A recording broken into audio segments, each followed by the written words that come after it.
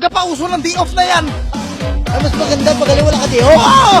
Kaya doon sa trabaho ko, higa-higa lang ako. Pagdating sa balay, Pagdating sa balay, hugas pinggan, laba ka ng breath, Hindi puta, laba nag-asawa ka man, panty.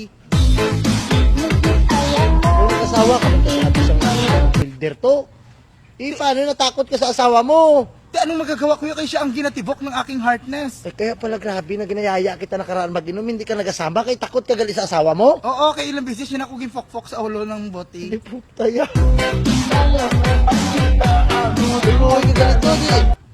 Mas maganda pag gali na way ka na di, overtime na lang palagi. Hindi mo niyambal sa asawa ko ha. Ay, hindi ko yan ba?